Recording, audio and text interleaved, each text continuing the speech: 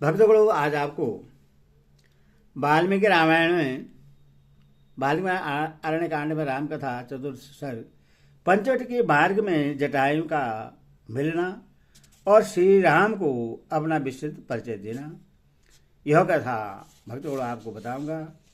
आप इस कथा को ध्यानपूर्वक सुने और इस चैनल को लाइक सब्सक्राइब जरूर करें। सुनिए। अरवंजवडे गसन तरौ रघुनंदन अलसादौ महाकाय गिरधम भीम पराक्रमहम। पंचवटी जाते समय बीच में श्री रामचंद्र जी को एक विशाल का गीत मिला जो भयंकर पराक्रम प्रकट करने वाला था।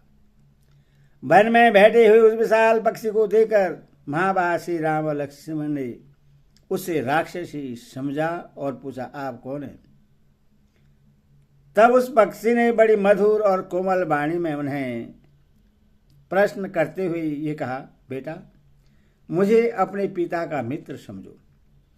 पिता का मित्र जानकर श्री रामचंद्र जी ने गिरध का आदर किया और शांत भाव से उसका कुल एवं नाम पूछा। श्री राम का यह प्रश्न सुनकर उस पक्षी ने उन्हें अपने कुल और नाम का परिचय देते हुए समस्त प्राणियों की उत्पत्ति का कर्म ही बताना आरंभ किया। महाबाहु रघुनंदन, पूर्व काल में जो प्रजापति हो चुके हैं उन सब का आदि से ही वर्णन करता हूं, सुनो। उन प्रजापतियों में सबसे प्रथम करदम्प हुए, तदनंतर दूसरे प्रजापति का नाम विकृत हुआ, तीसरे से चौथे श्रेयस और पांचवां प्रजापति पराक्रमी बहुपुत्र हुआ। छठे स्थाणु, सातवां मरीचि, आठवें अंतरी, नौवें महान शक्तिशाली कीर्तु, 10वें पुलस्त्य, 11वें अंगिरा, 12वें प्रेजिता वरण और 13वें प्रजापति पुलह हुए। 14वें दक्ष, 15वें में व्योस्वान, 16वें में अरिष्टनेमि और 17वें प्रजापति महातेशी कैसे हुए। रघुनंदन, यह कश्यप जी अंतिम प्रजापति कहे गए। महायशी श्री राम प्रजापति दक्ष की 60 यशवनी कन्या हुई जो बहुत से विख्यात थी। उनमें से 8 सुंदर कन्याओं को प्रजापति कश्यप ने पत्नी रूप में ग्रहण किया, जिनके नाम इस प्रकार हैं: अदिति, दीति, धनु, कालिका, ताम्रा, क्रोधवंश, मनु और अनला। तदनंतर उन कन्याओं से प्रश्न होकर कश्यप जी ने फिर उनसे कहा, देवियों तुम लोग ऐसे पुत्रों को जन्म दोगी जो तीनों लोगों का भरण पोषण करने में समर्थ और मेरे समान तेजस्वी होंगे। महाभारत श्री राम इनमें से अदिति, दीति, धनु और कालिका, इन चारों ने कश्यप की कही हुई बात को मन से ग्रहण किया, परंतु शेष स्त्रियों ने उधर मन नहीं लगाया। उनके मन में वैसा मनोरथ नहीं उत्पन्न हुआ। शत्रु का दमन करने वाले रघुवीर अदिति के गर्भ से 33 देवता उत्पन्न हुए, 12 आदित्य, 8 वसु, 11 रुद्र और 2 अश्विनी कुमार। शत्रुओं को ताप देने वाले श्री राम यही 33 देवता है। ताद दीति ने दैत्य नाम से प्रसिद्ध यशस्वी पुत्रों को जन्म दिया। पूर्व काल में वन और समुद्र से सारी पृथ्वी उन्हीं के अधिकार में थी। शब्दवन धनु ने अश्वगृह नामक पुत्र को उत्पन्न किया और कालिका ने नरक एवं कालक नामक 2 पुत्रों को जन्म दिया। ताम्रा ने कोरजी, भासी, सैनी, धीराष्ट्री तथा सुखी, इन 5 विश्वविख्यात कन्याओं को उत्पन्न किया। इनमें से कोची ने उल्लू को, भासी ने भास नामक पक्षियों को, सैनी ने परम तेजस्वी सेनु बाजू और गीधों को तथा धीराष्ट्री ने सब प्रकार के हंसों और कल हंसों को जन्म दिया। श्री राम आपका कल्याण हो। उसी भाव ने धीर राष्ट्र के चक्रवाक नामक पक्षियों को भी उत्पन्न किया था।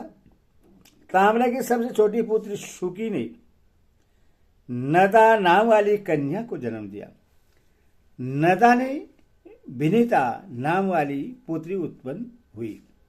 श्री राम क्रोधवशा ने अपने पेट से 10 कन्याओं को जन्म दिया, जिनका नाम है मिर्गी, मृगमंदा, हरि, भद्रमंदा, मातंगी, सादुली, सवेदा, सुरभि, सर्वलक्षण संपन्ना, सुरसा और कद्रुका। नरसिंह से श्री राम मिर्गी की संतान सारे मिर्ग हैं और मृगमंदा की यक्ष, सिमर और चमर। भद्रमदा ने इरावती नामक कन्या को जन्म दिया, जिसका पुत्र है इरावत नाम का महान गजराज, जो समस्त लोगों में अभिष्ट है। हरि की संतानें हरि, सिंह तथा तपस्वी, विचारशील, वानर तथा गोलागुल लंगूर हैं। क्रोध वंशा की पुत्री शार्दुली ने व्याघ्र नामक पुत्र उत्पन्न किए। नरश्रेष्ठ मातंग की संतानें मातंग हाथी हैं। काकुस्थ सेविता ने अपने पुत्र के रूप में एक दिग्गज को जन्म दिया। श्री राम आपका भला हो। क्रोधवशा की पुत्री सुरभि देवी ने 2 कन्याएं उत्पन्न की, रोहिणी और यशवनी गर्धवी। रोहिणी ने कौओं को जन्म दिया और गर्धवों ने घोड़ों को ही पुत्र रूप में प्रकट किया। श्री राम सुरसा ने नागों को और कद्रु ने पनांगों को जन्म दिया। नरश्रेष्ठ महात्मा कश्यप की पत्नी मनु ने ब्राह्मण, क्षेत्री, वैश्य तथा शूद्र जाति वाले मनुष्य को जन्म दिया। मुख से ब्राह्मण उत्पन्न हुए और हृदय से क्षेत्री। दोनों उरुओं से वैश्यों का जन्म हुआ और दोनों पैरों से शूद्रों की ऐसी प्रसिद्धि है। कश्यप पत्नी अरनाले पवित्र फल वाले समस्त वृक्ष को जन्म दिया।